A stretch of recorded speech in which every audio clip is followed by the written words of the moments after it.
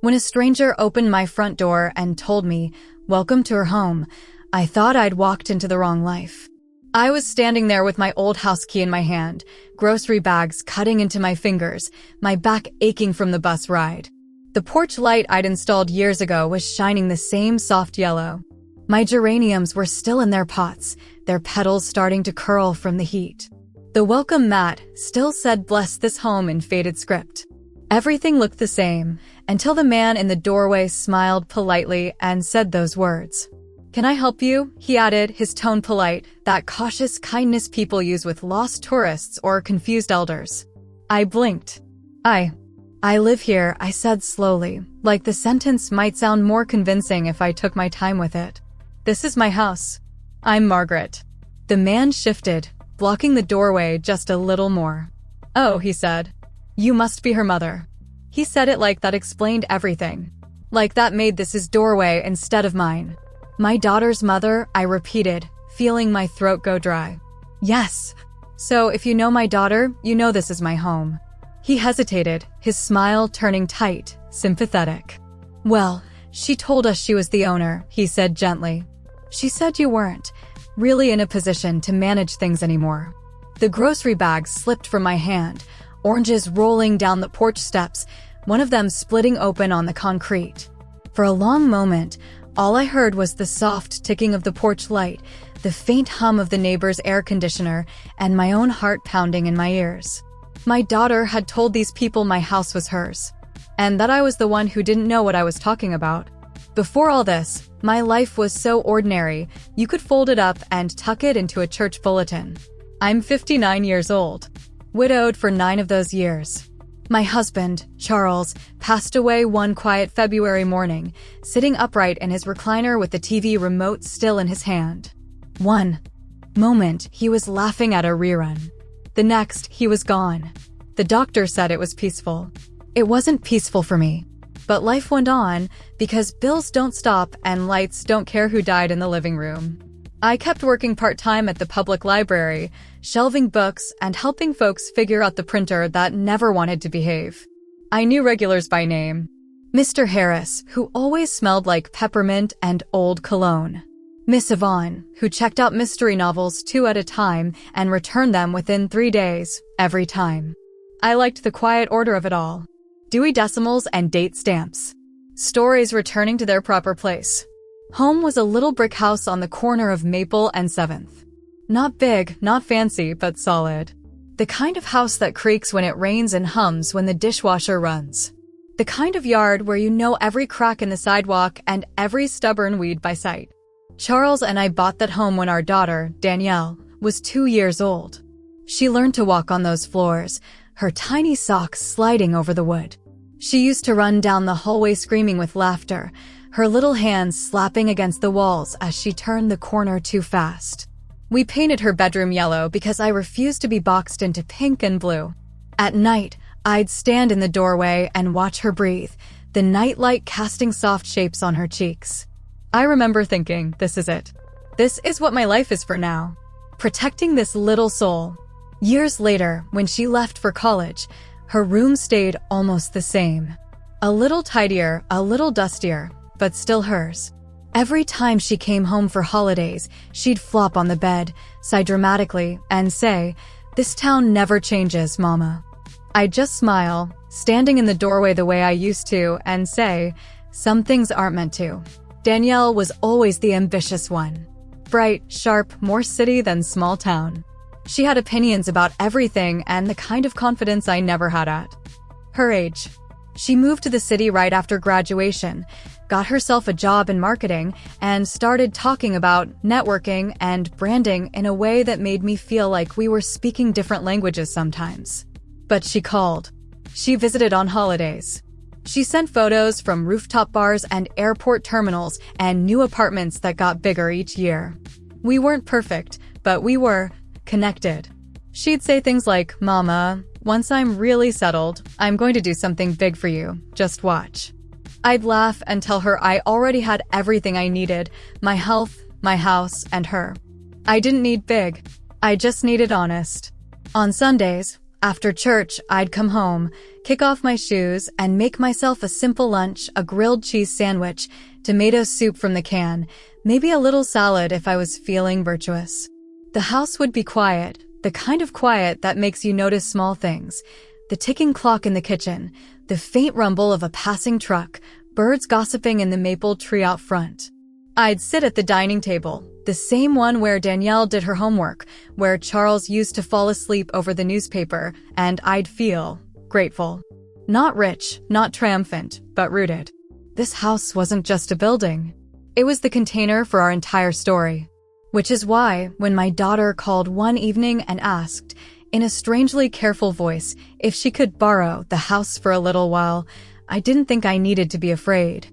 "Mama, I just need a base while I figure out some things," she'd said, her tone light, words floating casually over the static. "My lease is up, and the rent they're asking now is crazy. I can't keep throwing money away like this." I was sitting at the kitchen table, a mug of chamomile tea cooling between my hands, the sound of rain tapping quietly on the window. "You want to move back home?" I'd asked, surprised but secretly hopeful. She laughed, that short, dismissive kind of laugh she'd picked. "Up somewhere in the city." "Not like that, Mama. I mean, I'd be there, but I'd still be working, networking, you know? It's just smart financially. And you've got that extra room over the garage you never use. We could both benefit." I'd repeated, tracing a circle on the table with my thumbnail. "Well, yeah," she said. "I could help with repairs, maybe upgrade a few things. You've been talking about fixing the roof for years. We could add value to the property." She said property the way I say living room. Like it was an asset, not a history. I hesitated. "Danielle, are you in trouble?" "Money trouble." She went quiet for a beat too long. Then, "No, Mama, I'm fine. I'm just thinking ahead." "Isn't that what you raised me to do?" I had raised her to think ahead, to be smart, to plan. But I had also raised her to be honest. At the time, I chose to believe the part that hurt the least. "All right," I'd said. "We can talk about it. You can stay here for a while. It's your home too." She exhaled with relief, and I felt a little warmth in my chest, like we were moving closer after drifting so far apart. I didn't know then that I was opening the door to something much colder. At the end of that call, she added one small sentence. A sentence I filed away in some dusty corner of my mind because it didn't seem important. "Oh, and Mama? It might be easier, paperwork-wise, if we put some things in my name temporarily. Just to handle renovations, you know. I'll explain when I come down. Temporarily. Easier." Those words didn't scare me then. They should have. Because months later, I'd be standing on my own front porch, groceries scattered, house key useless, listening to a stranger say, "Welcome to her home."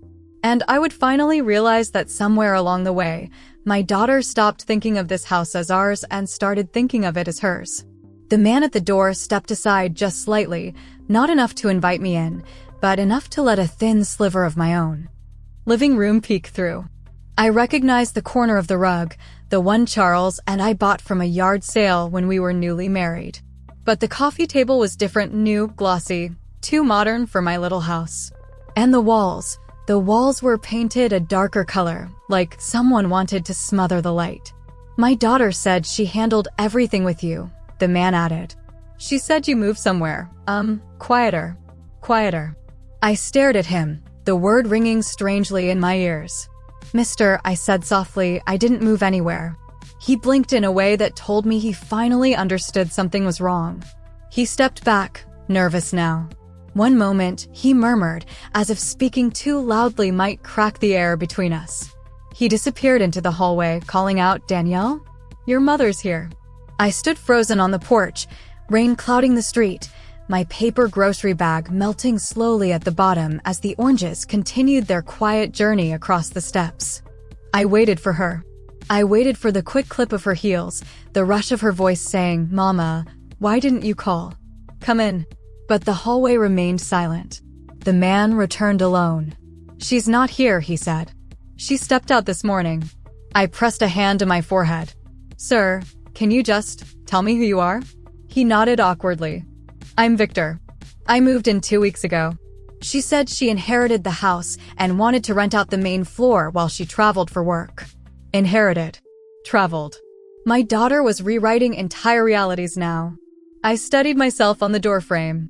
It felt wrong my own houses would felt like a stranger's. Do you have a lease? I asked. He nodded. Yes. She showed me the deed. The deed. My heart began to pound in my chest, loud as a church drum. What name was on it? Whose name? He swallowed. Hers. Just hers. My breath caught. A little crack echoed behind my ribs. I wanted to tell him to get out of my house. I wanted to tell him the deed was mine, the memories were mine, the creaking hallway and the window that always stuck in winter, all mine. But this man wasn't the villain. He was just living inside a lie someone else built. I straightened my spine. May I see it? I asked. He hesitated, but something in my eyes must have told him this wasn't a request from a confused old woman. This was a mother trying to understand how her own child had rewritten her life. He stepped aside. Come in. I walked through the doorway of my own home like a guest. The living room smelled different. Danielle had always loved candles that smelled like pine or vanilla. But now the air held a strange, sharp scent, something chemical, store-bought, impersonal. Photos were gone. Curtains replaced. Furniture rearranged. My life had been edited. Victor retrieved a folder from the drawer of the new coffee table and handed it to me with careful hands. Inside was a printed deed transfer, dated 8 months ago. Signed. Stamped. Filed. Only, the signature wasn't mine. It looked almost like mine, the loop of the M, the slant, but it was too stiff. Too hesitant. Like someone copying from memory rather than muscle. My knees weakened. Sir, this isn't my signature. Victor's eyes widened. He sat back slowly, understanding dawning, fear creeping in. Ma'am. I had no idea. I closed the folder gently, like it might shatter. It's all right, I whispered. None of this is your fault. But deep inside, something raw and old stirred, the part of me that had survived losing my husband, raising a daughter alone, working double shifts to keep that roof over our heads. The part that believed home was sacred. And now my own child had taken it from me. Why? For what possible reason? I thanked Victor, left the folder on the table, and walked out of the house, out of the place pretending to be my house. Rain had begun to fall in slow, heavy drops, each one cold on my skin.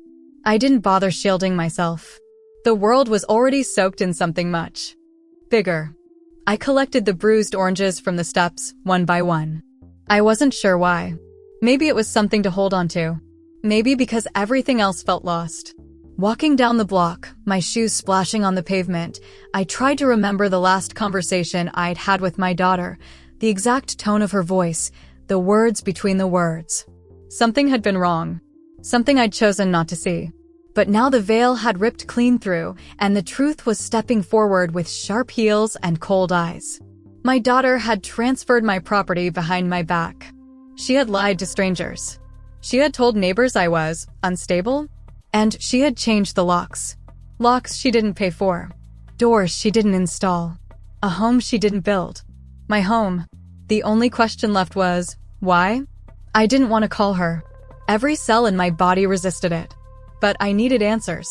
So I dialed her number on the bus ride back to the small rental room I'd been staying in during repairs she'd insisted she would handle. It rang once. Twice. 3 times. Then straight to voicemail. I stared out the rain-streaked window as her recorded message played. You've reached Danielle. If this is urgent, text me. If this is Mom, please use the email I gave you. Mom. Not Mama. Not, hey, it's me, what's up? Mom, said like a duty. The bus rattled over a pothole, and I felt something inside me loosen, a thread snapping. I hung up, and for the first time in a long time, I felt something new rising in me, not fear. Not confusion. Not grief. Resolve. If my daughter had taken my home, she had taken something more than bricks and lumber. She had taken truth. And I was going to take it back. No matter how painful the road ahead. No matter what reason she thought justified betraying her own mother. The next morning, I woke before sunrise, not because I slept well, but because my mind refused to rest. My pillow still smelled faintly of lavender spray, but even that familiar comfort felt foreign, like it belonged to a different life. I sat at the edge of the bed, hands clasped, staring at the sliver of daylight trying to seep through the blinds. A mother knows when something is wrong with her child. But I had never imagined this kind of wrong. I brewed a pot of coffee in the little kitchenette of my rental. The machine sputtered and coughed like an old smoker, but eventually it gave me enough warmth to steady my shaking fingers. I pulled out a notebook, the same one I used years ago to track Danielle's school fees, dentist appointments, and every doctor's instruction when she had that stubborn cough in 2nd grade. Back then, she trusted me with every breath. Now she wouldn't even answer the phone. I drew a line down the page, a habit from my old nursing days, splitting symptoms from possible causes. Except today's symptoms weren't medical. Transferred deed behind my back. Forged signature. Told tenants she inherited the property. Told neighbors I was mentally unstable. Changed the locks. Stopped returning calls. Moved out suddenly. At the bottom of the page, I wrote the question burning a hole through my chest. Why would my daughter want me out of my own home? The possibilities lined up like dark silhouettes. Someone was influencing her. She was hiding something. She owed someone something. She was in trouble. Or, the one I feared most, she truly wanted to cut me out. But that didn't feel right. My daughter had a sharp tongue sometimes, prideful as a queen bee when she was young, but she had never been cruel. Not like this. Something else was moving her hands. Something else was whispering behind her decisions. And that something had my house. 3 days passed before my neighbor called me, Mrs. Harris, the woman who used to bring peach cobbler to every block party. "Baby, where are you?" she asked, voice soft and cracked with worry. "I haven't seen you in weeks." I sighed. "I'm sorting things out." There was a rustle on her end, then a whispered. "I wasn't sure if I should say anything, but your daughter's been telling folks you weren't well." My stomach tightened. She told people I wasn't well. How? Mrs. Harris cleared her throat. "Said you were having episodes. That you were forgetful. And that she had to take over the house for your safety." For your safety. Those words hit like a slap. I pressed my fingertips to my temple. "Mrs. Harris, do I sound confused to you?" "No, baby," she said immediately. "You sound like a woman who's been wronged." I closed my eyes, letting her words steady me. "Thank you for telling me." Before hanging up, she lowered her voice. "One more thing. I saw a man around your house last month, not the tenant. Someone younger. He came by late at night. Looked like trouble." My blood chilled. "What did he look like?" "I couldn't see much, but your daughter opened the door for him." My heart thudded painfully. Danielle had never mentioned anyone. She'd always been private, but this secrecy was different, darker. "What time was this?" I asked. "Close to midnight." Midnight visits. Forged documents. Lies about my health. This wasn't about a house anymore. This was about control. And fear. And whatever world she had stepped into without telling me. That night, I couldn't sleep. I called her again, voicemail. Texted her, no response. So I tried the email she'd once sent me, the one she insisted I use for important things only. My message was simple. "Danielle, we need to talk." Immediately. 2 hours later, a reply came. Not in her usual tone. Not warm. Not even neutral. Just cold, clipped words. "Mom, please stop contacting me about the house. Everything is already settled. I can't keep repeating myself. Please respect my boundaries." I read it 3 times. Blood pounded in my ears. Respect your boundaries? After you stole my home? After you spread lies about my sanity? After you replaced me in my own neighborhood with strangers? No, something else was speaking. Through her. Something rehearsed. Something calculated. And I realized then, she wasn't writing to me with her voice. She was writing with fear. The next morning, I went to the county records office. The woman at the desk, a tired-eyed clerk with glasses sliding down her nose, typed my address into her system. "Oh," she murmured softly, "this one." I straightened. "What does this one mean?" She shifted in her seat. We flagged unusual activity on this property. 2 deed changes in 1 month. My pulse froze. 2. I whispered. I only saw 1. The clerk printed out a record and slid it across the counter. The first deed transfer forged in Danielle's favor. The second deed transfer filed a week later. To a man. A name I didn't recognize. My hand shook as I traced the printed letters. This wasn't my daughter's doing alone. Someone else was behind the scenes, pulling strings, using her, pushing her. Suddenly, everything made sense. The secrecy. The lies. The late-night visitor. The rush to transfer ownership. The neighbors being told not to look for me. Someone wanted my house, and they wanted it fast. But why? Why my home? Why no? The clerk cleared her throat gently. Ma'am, you might want to speak to someone about reversing this. I nodded numbly. Yes, I think I just might. I folded the papers, slid them into my bag, and walked out with my spine straight, my jaw set, and my heart pounding with something fierce and awakened. This wasn't just suspicion anymore. This was betrayal. And I was going to find out the truth, no matter how deep I had to dig. I sat in my car outside the county office for a long time, the papers trembling in my hands. It felt as though every breath I took pressed down harder on my chest. My daughter had not only taken my house, she had handed it to a stranger. My daughter, or someone speaking for her. I kept replaying the clerk's voice. 2 deed changes in 1 month. 2, not 1. I pressed the heel of my hand against my forehead. Danielle had barely held the property for 7 days before transferring it again. She didn't need a house, she needed something the house contained. Something she didn't want me to find. That evening, as the sky bruised purple, I drove back to my old neighborhood. The street looked the same, manicured lawns, porch lights glowing like amber candles, children's bicycles scattered on driveways, except for one thing. My house didn't look like mine. New curtains, new porch light, new locks, and a strange car parked in the driveway, a sleek black sedan with tinted windows.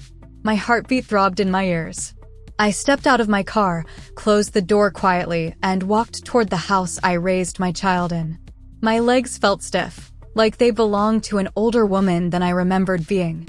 I reached the front step and lifted my hand to knock. Before my knuckles touched the wood, the door swung open. A man stood there. Young, mid-30s, maybe. He had sharp eyes, a trimmed beard, and the sort of smile that didn't touch his eyes. "Can I help you?" he asked smoothly. I swallowed. "Yes. I'm looking for my daughter. Danielle." He leaned casually against the door frame. "She's not here." My breath caught. "This is my home. I need to speak with her." His expression tightened, just slightly. "This is my home. If you're looking for Danielle, you should try somewhere else." My stomach dropped. "My home?" I echoed. He crossed his arms. "I don't know what she told you, but she signed the place over. Legally. Everything is in my name." I stared at him, the world tipping sideways. He exhaled with exaggerated patience. "Look, ma'am, I don't want trouble. I'm just asking you to leave. Danielle said you might come by, causing issues." I blinked. "What did she say?" "Exactly." He smirked, a small, pitiful thing. "Said you weren't well. Said you get confused. Said you don't understand boundaries." There it was. The lie I had feared. Planted. Repeated. Weaponized. My fingers curled tightly into my palm. "Let me speak to her." He gave a lazy shrug. "Can't help you." And then he closed the door in my face. Just like that. I stood there, staring at the wood grain, the new lock, the home I'd scrubbed, painted, repaired, cried in, cooked in, lived in, reduced now to a stranger's possession. I had never felt so erased. When I got back to my car, I expected to collapse into tears. But I didn't. My chest didn't crack open. My voice didn't break. My hands didn't shake. Instead, something colder settled into me. Resolve. Who was that man? Why did he own my home? Where was Danielle? And what had she gotten herself into? Whatever this was, it ran deeper than entitlement or spite. This was calculated. Someone needed something, and they needed it quickly. I inhaled deeply, swallowing the metallic taste of dread. Then I turned the key, drove straight to the police station, and filed a fraud report. The officer, a stout woman with tired eyes, listened carefully, took notes, and finally said, "Ms. Chambers, I'll be honest with you, forged deeds are more common than you'd think. But 2 transfers back-to-back? That's a red flag. We'll start an investigation." I nodded, though my throat was tight. "Do you know the man who currently resides at your house?" she asked. "No," I whispered. "But I intend to." She leaned forward. "Do not confront him. Not alone." I promised I wouldn't. And for the first time that day, I lied. That night, I lay awake in my rental, staring at the ceiling fan blades slicing through the dim light. My thoughts raced, questions circling, colliding, rearranging. Then, around midnight, my phone buzzed. Unknown number. I answered cautiously. "Hello." There was a pause. A soft breath. Then a woman's whisper. "Are you Danielle's mother?" My heart nearly stopped. "Yes, who is this?" Another hesitation. Then, "My name is Kendra. I shouldn't be calling, but I work with the man living in your house. And I think you need to know something." I sat up, my pulse thundering. "Go on." Her voice trembled. "Danielle didn't give him the house willingly." I gripped the phone tighter. "What do you mean?" "They had a deal. She needed money. He needed assets. But once she signed the deed, he threatened her. Said if she backed out, he'd ruin her. She's been terrified." My breath caught. "Where is she?" "I don't know," she whispered. "But she hasn't been to work in days." Fear surged up my spine. "Why are you telling me this?" I asked. "Because he's dangerous," she said, voice shaking. "And because," she kept saying your name, over and over. "She didn't want to do this to you." My eyes filled. Kendra continued, voice breaking. She wanted to fix it, but he wouldn't let her. I pressed my hand against my mouth, the truth dawning like a bitter sunrise. My daughter hadn't betrayed me. She was being controlled, cornered, used, and she was missing. Kendra whispered one last thing. "He's looking for something in the house. Something he thinks Danielle hid." Then she hung up. I sat frozen in the dark, clutching the phone to my chest, finally understanding the shape of the betrayal. It wasn't my daughter I needed to fear. It was the man living in my home, and whatever he believed was hidden inside it. I didn't sleep at all that night. Not 1 minute. I sat in that small rental chair, back straight, feet planted, eyes fixed on nothing, while my mind pieced together the last 6 months like a shattered mirror. Danielle's distance. The forged deed. Her sudden rush to move out. The neighbors hearing strange stories. The midnight visitor. Her disappearance. A dangerous man living in my home. A second transfer I never signed. And now a whisper from a stranger. "She didn't want to do this to you." Fear and love braided together in my chest, tightening like a rope. My daughter was in trouble. And she was alone. And as long as breath lived in my body, I was not letting her drown in this alone. By 7 a.m., I had a plan. I showered, dressed in my old navy slacks and a cardigan, and pulled my hair back with steadier hands than I felt. Before leaving, I tucked my worn leather notebook into my purse, the same one holding every clue, every date, every inconsistency. A mother doesn't need detective training. Instinct is its own kind of badge. Her last known address, the apartment she used after moving out, wasn't far. I drove there, the morning sun spilling pale gold over the dashboard. My heart hammered as I knocked. When the door opened, it wasn't my daughter. It was her old roommate, Sierra, a petite girl with curly hair and worry pooling behind her eyes. "Oh," she whispered, hand lifting to her chest. "Miss Chambers. Danielle's mother." I nodded. "I'm looking for her. Is she here?" Sierra's lips trembled. "No, she hasn't been here in almost 2 weeks." My breath hitched. "Do you know where she went?" "No," she said softly. "But she left in a hurry. Like she was scared." The word scared chilled me to my bones. She continued. She was packing fast. Dropping things. Crying. I kept asking what's wrong, and she just kept saying, "I messed up. I messed up so bad." I tightened my grip on my purse. "Did she mention the man at my house?" Sierra's breath faltered. "Him?" "Yes." She said he wasn't what she thought. She said he kept pushing her to sign more papers, asking about your safe, asking where you kept certain documents. My safe. My mother's documents. The inheritance. The truth began to take shape, horrible and sharp. Please, Sierra whispered. Find her. I'm really scared for her. I squeezed her hand. I will. And I meant it with every bone in my body. I drove straight to my old house. I parked a street over, hidden between two towering oak trees. From here I had a clear view of the home I raised Danielle in, now claimed by a man whose name I still couldn't pronounce without feeling sick. At 10:14 a.m. sharp, he walked out the front door. A tall, muscular frame. Sharp jaw. Expensive-looking coat. Phone pressed to his ear. He paced along my walkway, gesturing aggressively, voice loud enough to spill into the street. I told you, the papers aren't in the house, he barked. She hid them. The daughter. She hid them and disappeared. My stomach clenched. That money should have been released already, he snapped. I did my part. She signed the house over. No, I don't care where she is, find her. He paused, listening. Then, the mother? She's irrelevant. She doesn't have access to anything. I felt a wave of heat rush through my body, anger so fierce it made my vision blur. Irrelevant? Not when I knew exactly what he was hunting for. The inheritance wasn't large, not by the world's standards, but it was everything. My mother's savings. My father's old property holdings. A modest trust set aside for Danielle and her future children. It wasn't cash he wanted. It was control. Legal control. If he got access to those documents, the trust, the account numbers, the legal notices, he could drain everything in days.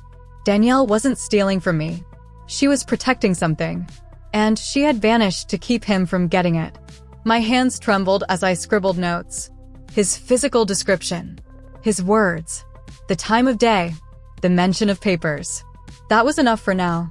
Ms. Vernon's office smelled like peppermint tea and old leather-bound law books. She had represented my family for years, her wisdom as steady as her silver bun pinned tight at the back of her head. Sit down, Evelyn, she said gently, using the name she'd called me since I was 28. I sat, my breath unsteady. She scanned the fraudulent deed, the second transfer, and the notes I'd taken. When she finished, she removed her glasses and folded her hands. This is organized, she said calmly. This man isn't acting alone. A chill crawled across my skin.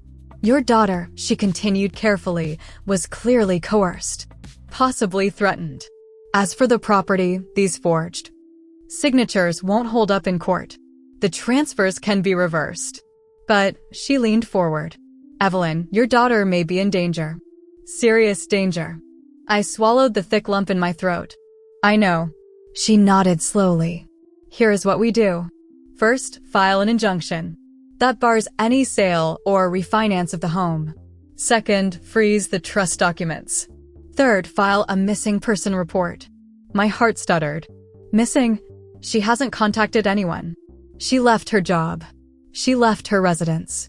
She's being pursued by someone who wants access to the inheritance. Evelyn, she is missing. Tears welled behind my eyes, but I kept my voice steady. Then let's do everything. She placed a hand over mine. I'm with you. That evening, after paperwork and calls and signatures and too many tears to count, I sat alone in my car in the courthouse parking lot. It was sunset, bruised orange bleeding into purple, the kind of sky my mother used to call God's watercolor.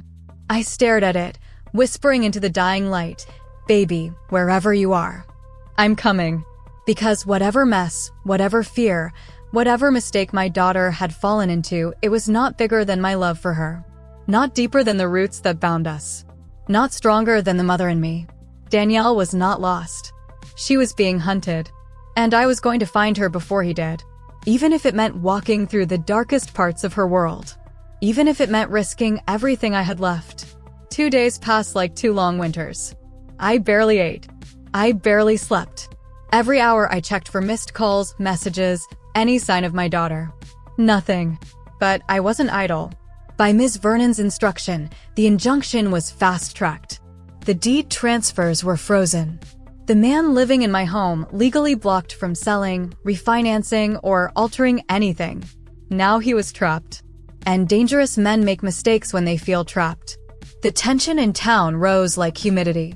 News travels fast in neighborhoods where people tend roses and memories in the same yard. By the third day, neighbors began whispering. By the fourth, people were asking questions. By the fifth, the police knocked on his door. I wasn't there, but Mrs. Harris called me, voice trembling with excitement and fear. Baby, they swarmed that house. 2 patrol cars and a detective. I stayed on my porch pretending to water my ferns, but I saw everything. My pulse quickened. What happened? She exhaled shakily. He argued with them at first. Loud. Pointing fingers. But then they showed him the papers, the injunction, the fraud report. His face went white as sheets. I closed my eyes, imagining it. The man who thought he'd taken everything from me, cornered by the law. He kept saying he owned the house, she continued. But the detective shut him right up. Said the signatures were illegal. Said there were active investigations. What did he do next? I asked softly. He slammed the door. Hard. Police stayed out front a while. People started gathering. A crowd. An audience. Truth unfolding not behind closed doors, but in the light. Mrs. Harris lowered her voice. The neighborhood knows now. Everyone knows your daughter didn't inherit a thing. Everyone knows someone stole your home. My throat tightened. And baby, she added, the gentlest tremor in her tone, they know you're not unstable. Not one bit. Something inside me loosened, a knot I hadn't realized was pulling air from my lungs. Reputation means little compared to safety or truth, but still, being believed matters. Being seen matters. That afternoon, the man made his mistake. A big one. Detective Alvarez called me directly. Miss Chambers, he said, we have an update. Your neighbor's outdoor camera caught the man removing boxes from your home last night. Around 2:17 a.m. Cold dread slid through my ribs. What kind of boxes? I whispered. We can't tell yet, he replied. But he loaded them into the trunk of his car. We believe he's searching for the documents.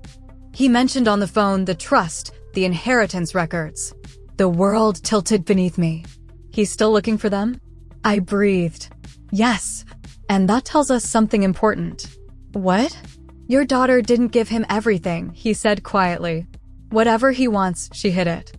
Hope flickered inside me like a match in a storm. My Danielle had been scared, pressured, cornered, but she'd still tried to protect me. Protect the inheritance. Protect herself. She's not helping him now, the detective added. That's good news. I pressed my hand over my heart. Have you found her? Anything? He sighed. Not yet. But we're tracing her last phone location. And we're checking hospitals. Miss Chambers. I promise we're treating this urgently. Urgent. Not routine. Not optional. Urgent. That evening, the public consequence arrived like a thunderclap. A police cruiser parked in front of my home, the home he'd stolen, and Detective Alvarez knocked on his door again. This time, he answered looking sharp, polished, too calm. But calmness is a thin blanket. And the detective lifted it. We have a warrant, Alvarez said. For your devices and financial records. I wasn't there, but neighbors later described it like watching a mask crack. He tried to argue. He tried to bluff. He tried to intimidate. But the detective pushed through with authority sharpened by evidence. They seized his laptop, his phone, his paperwork. And then the real shift happened. When officers began questioning him on the sidewalk, neighbors gathered again. Not to gossip, but to witness. To see justice inch forward. One neighbor even shouted, "You stole that woman's home. Shame on you." Someone else murmured, "Where's Danielle? What did he do to her?" Witnesses said his jaw twitched. His fists clenched. That was the first time he realized the power had shifted. Not to the court, not to the police, but to the truth spreading through a community like wildfire. He wasn't in control anymore. Not of the house. Not of Danielle. Not of the narrative. And for a man like him, that was the beginning of the end. When the police drove away, I sat in my car down the block, watching the silhouette of the home I once loved. For the first time since this nightmare began, I felt something unfamiliar rising inside me. Not victory, not relief, but momentum. We were no longer unraveling. We were moving forward. Tonight, the truth had stepped into daylight. And soon, very soon, it would drag the rest into view. Why he wanted my house, where my daughter had gone, what she'd been hiding, and what price he was willing to pay to get it. Because consequences come slowly, but they come. For days after the warrant search, I was sitting in my quiet living room, the small rental I'd taken after losing my house, when my phone rang. I didn't recognize the number, but something in my chest reacted before my mind did. A pull, a tremor. I answered with a shaky hello. A soft voice came through. Mom. My world stopped. It wasn't loud. It wasn't dramatic. Just one tiny word, cracked at the edges, weighed down by exhaustion and regret. But it was her. My Danielle. I pressed my hand to my mouth, tears already blurring everything. Baby, where are you? Are you safe? She sniffed, breath trembling. I'm in a shelter. They helped me call. I didn't know who else to trust. A sound left me, something part sob, part relief, part prayer. Sweetheart, I'm coming to you right now. Text me the address. There was a small pause. Then she whispered, like a child afraid to break something fragile. Do you still want me to? My answer didn't need thought. Oh baby, there is nothing you could do to make me stop wanting you. A breath caught on her end, a breath I recognized. The breath you take when a rope around your soul finally loosens. She texted me the address. I drove faster than I should have, rehearsing 1,000 things to say, then erasing them all. Because sometimes, a mother's role is not words, it's presence. The shelter lobby was small, bright, and buzzing with quiet life, people answering phones, folding blankets, offering cups of tea. But in the corner, on a plastic chair with her arms wrapped around herself, sat my daughter. Her hair was pulled back in a messy bun. Her clothes were wrinkled. Her eyes, oh God, her eyes carried the bruised heaviness of someone who'd been living inside fear for too long. The moment our eyes met, she pushed to her feet. She didn't run. She didn't cry out. She just stood there, trembling. I walked to her slowly, letting her set the pace. When I reached her, she whispered, Mom, I'm sorry. And then the dam broke. She collapsed into my arms, sobbing against my shoulder with the rawness of a heart finally allowed to come home. I held her. Not tight, just steady. Steady enough for both of us. You're safe now, I murmured. I promise you, baby, you're safe. We stood there until her shaking stopped. Then she pulled back, wiping her face. I didn't know what he was planning, Mom. Not really. I thought I owed him for helping me after the divorce. He said you didn't want me, that you were trying to take everything. I cupped her cheek gently. Sweetheart, that man preyed on your fears. None of this was your fault. Her lip quivered. He made me sign things. Papers. He said it was temporary, but when I hesitated, he'd get angry. He kept my phone sometimes. He said I wasn't thinking straight, that I needed rest. He made me doubt myself. My stomach twisted, but I kept my voice soft. Baby, what made you leave? She took a breath. When the police came, I heard them talking. They mentioned fraud, investigations, and suddenly everything he told me didn't sound like truth anymore. It sounded like control. Her eyes shimmered. I realized I'd given him power over my life because I didn't think I deserved better. But I do, Mom. Anne, I want my life back. My heart cracked and healed in the same moment. You will get it back, I whispered. The next week was a slow process, the kind of healing that doesn't fit neatly into a story. Danielle met with the detective. She gave statements. She handed over her phone, documents she'd hidden, and even a flash drive he didn't know she kept. That was the turning point. Because the flash drive contained everything. The reason he wanted the house so fast. The reason he isolated her. The reason he manipulated her. Inside were emails, drafts of applications, forged financial documents, a plan to use my home equity to fund a business under his name only. He didn't want a home. He wanted capital, collateral. And my daughter was the easiest doorway. Detective Alvarez called it financial coercion layered with emotional abuse. I called it something simpler: a man who thought he could play God with another family's life. They arrested him within the week. Not in handcuffs on a lawn, not with neighbors watching, but quietly, professionally, in a parking lot behind a store. Danielle and I were sitting across from each other at my kitchen table when the detective called. "It's done," he said. My daughter closed her eyes, tears sliding silently down her cheeks.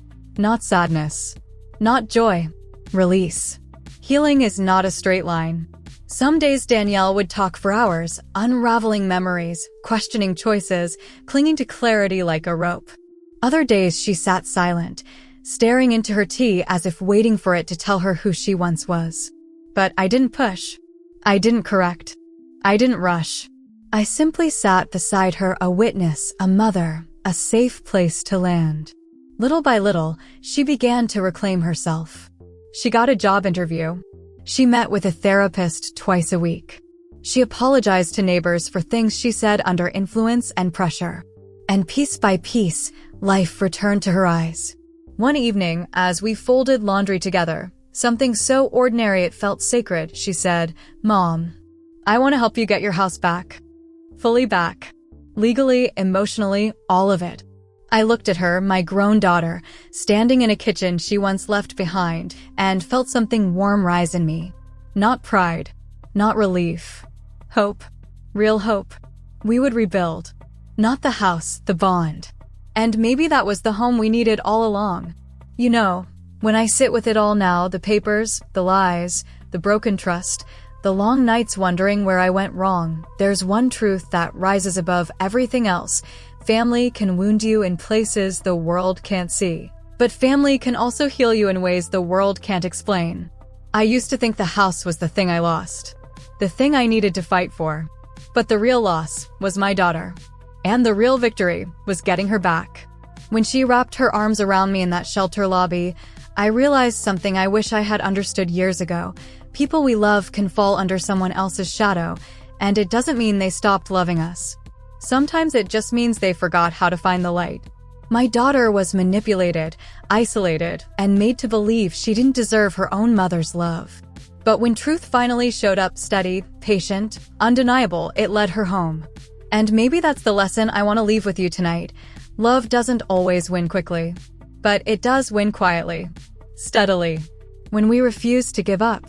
So if someone you love has drifted away, if their voice has gone silent, if their eyes have turned towards someone who doesn't mean them well, don't close your heart. Keep the porch light on. They may find their way back to it one day. Tell me, sugar, would you have done what I did? Share your thoughts in the comments below.